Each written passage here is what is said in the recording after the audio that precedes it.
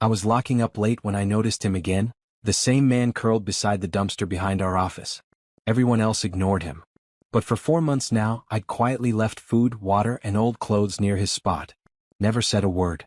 Never asked his name. Just tried to be human.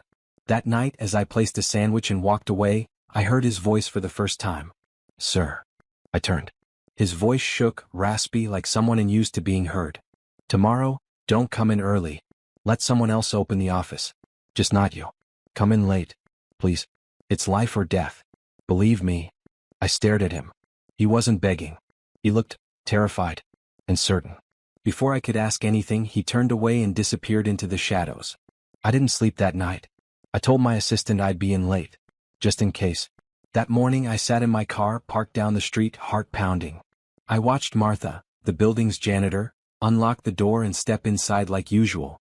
5 minutes later, the windows shattered. Smoke. Screaming. A blast so loud it knocked birds from the power lines. My hands were shaking as I opened the door and ran forward. The office I'd built from scratch was now a burning ruin. And as the crowd formed, someone tapped my shoulder. I turned around, and the homeless man was standing behind me. "Come with me," he said calmly, as if the office behind us wasn't still engulfed in flames.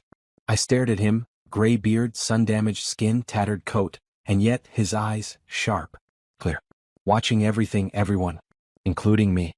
"What happened?" I asked. He didn't answer right away. Just started walking.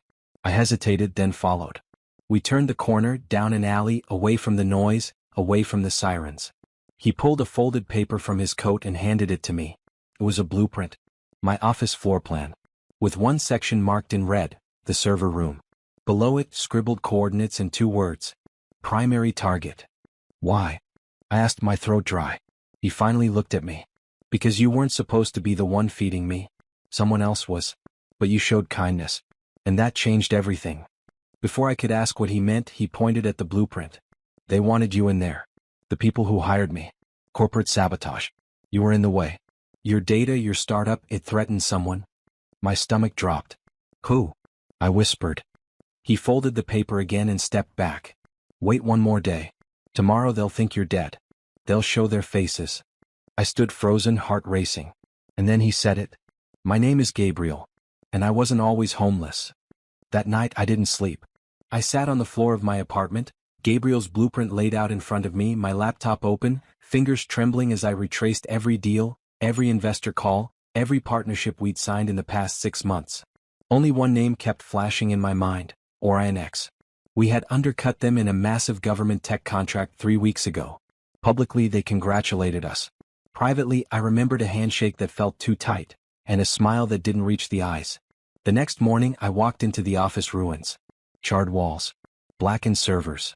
A broken sprinkler pipe still dripping. My assistant rushed over, teary-eyed. "Aiden," they said, "it was electrical. Random." I nodded slowly, scanning the faces of the executives standing around. 2 of them I didn't even recognize. Men in tailored suits. Not part of my company. But they looked calm. Too calm. I left without a word. Back at home, Gabriel was already waiting inside. I didn't even ask how he got in. "You have 2 moles?" he said. I froze. "One is inside your company. The other is the one you trust the most. That's why I asked you to wait. Because when they think you're gone, they'll reach out." I swallowed hard. "Reach out how?" He looked at my phone. "Check your messages." My hand shook as I opened it. The notification pinged like a bullet. I tapped the screen. One unread message. It wasn't from a number I didn't know. It was from my godfather, Leonard Barris. The man who held me when I was baptized. The same man who gave the speech at my high school graduation. The one who helped me get my first seed investor. "Leonard, you weren't supposed to be there today, Aiden. I told them you'd listen to Gabriel. But you walked in anyway. I had no choice but to accelerate things." I stared. No breath in my lungs. No thought in my head. Accelerate what? And why did he know Gabriel? I showed Gabriel the message. He read it once. No reaction. "I told you," he said. "He's the second mole. The one you loved too much to suspect." But why? Why would Leonard sabotage me? Gabriel opened a folder he had kept tucked under his arm. Inside were photos. Receipts. Emails. Legal docs. He's in deep with OrionX. His name isn't on paper, but the money trail leads right to him. He handed me one last envelope. Tomorrow morning he's hosting a private gala. You've been removed from the list. I looked down at the invitation he placed in my hand. It wasn't addressed to me. It was addressed to Gabriel. Gabriel adjusted his cufflinks and glanced at me. You still want to know the truth? He asked. I nodded, barely holding myself together. We arrived at the Blackridge estate just past 8 p.m. The gala was in full swing. Tuxedos, champagne, politicians, executives. The kind of crowd that didn't just own companies, they owned countries. Gabriel walked through the security gate. His name was on the list. Mine wasn't. But I wasn't planning to go through the front door. I circled the hedge wall, past the staff entrance and slipped in through the caterer's access. Black tie, silver tray, borrowed name tag. Just like Gabriel had planned. I entered the ballroom from the side as Gabriel took the stage. And there he was, Leonard, standing in the front row, laughing, toasting. Gabriel tapped the mic once. The crowd fell silent. I'd like to thank my mentor tonight, a man who taught me how power works, Mr. Leonard Barris. Leonard grinned, until the projector behind Gabriel flickered on. Emails, transactions, footage, documents. One by one they painted the story of Orion X's illegal surveillance deals, and Leonard's signature was hidden in the shell corporations funding it. He turned pale. The room gasped, and then Gabriel said it. But Leonard wasn't working alone. He had help. From someone in this room. Everyone turned. Gabriel looked right at me. My stomach turned. For a moment I thought Gabriel had betrayed me. But then, I saw the subtle nod he gave me, the cue. I stepped forward, took the mic and looked straight into Leonard's eyes. My name is Aiden Cole. 4 months ago, I found a dying man in the alley behind my firm's office. He was homeless, starving, but he was once a tech analyst. And he had been blacklisted. The crowd murmured. He told me things. Showed me receipts. Patterns. Shell companies.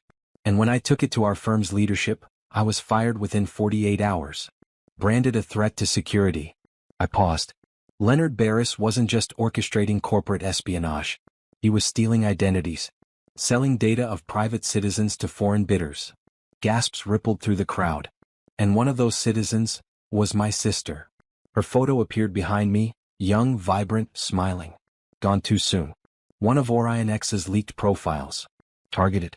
Trail. Disposed of. I turned to Leonard, who was now trembling. She died because of your silence. Suddenly, a commotion at the door.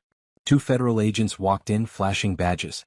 Leonard Barris, you are under arrest for conspiracy, fraud, and negligent manslaughter. As they handcuffed him, the crowd erupted, some in shock, some in applause. Gabriel stood beside me. We did it, I whispered. But then he leaned close and said, no, we started it. Gabriel stared at the screen. His hand trembled, jaw tightening. I leaned in to see it. A text. No name. Just a number. But the message said. He wasn't the only one. They know about Prague. Get out. Now. Gabriel's eyes slowly met mine, and I saw something in them I hadn't seen before. Fear. Real soul-deep fear. What's in Prague? I asked quietly. He didn't answer right away. Instead, he pulled me away from the press conference chaos and into the stairwell. You remember the ransomware case from 5 years ago? The one no one could solve. I nodded. That wasn't random. That was a test run. For something much bigger. A trial, by a group inside Orion X. And I helped design the code. My stomach dropped. You what? I thought it was harmless back then. Just code. Nothing real. I didn't know they'd weaponize it. Suddenly, alarms blared in the building. Gabriel's voice dropped lower. I came to you because you were the only one who could expose Leonard without implicating me. But now, I think they're coming for both of us. We rushed down the stairs. My phone rang, it was an anonymous number. I picked up and the voice on the other end was calm, too calm. Mr. Cole, if you want to keep your sister's name off the next obituary list, hand over Gabriel. Alone. No police. Gabriel sat slumped in the passenger seat of my car, eyes flicking between me and the road ahead. The city glowed in shards of blue and gold through the windshield, but inside the car was silence. That's suffocating. Are you going to hand me over? He finally asked. I didn't answer. I was too focused on the envelope in my lap. Inside were the final pages of Michael's file, decrypted. My sister's name wasn't just in it. She was listed under approved assets, part of a deal Leonard struck with Orion X's offshore front to protect himself. Gabriel's leverage was real. And personal. I pulled into an empty parking garage beneath a vacant law office I sometimes used when I needed off-the-grid space. I'm giving you one chance, Gabriel. You either help me burn them to the ground, or I take everything to the FBI myself. He swallowed. If you do that, you'll be marked. Just like Michael. I'm already marked. We plugged in the flash drive and began transmitting everything to a secure journalist contact. Someone Michael trusted. Every shred of evidence. Every contract. Every surveillance tap. As the upload bar inched forward, my phone buzzed. A known caller. I answered. A woman's voice this time. We warned you. Then a loud crack. Gunshot. A scream? My blood ran cold. But it wasn't on my end. It was Gabriel's. He was holding his side. Blood poured through his shirt. I grabbed him as he collapsed, the flash drive still glowing red. Finish it, he gasped. I did. The next morning, every major news outlet in the country was running the story. Fraud. Conspiracy. Embezzlement. The name Leonard Voss was everywhere. Arrest warrants. Subpoenas. The empire fell before noon. At Gabriel's quiet funeral, I stood beside the casket, and a man approached me. I was his brother, he said softly. You saved more lives than you'll ever know. I nodded, then slipped him something, the final decrypted file Gabriel had left, a list of the others. I'm done, I said. Your turn now.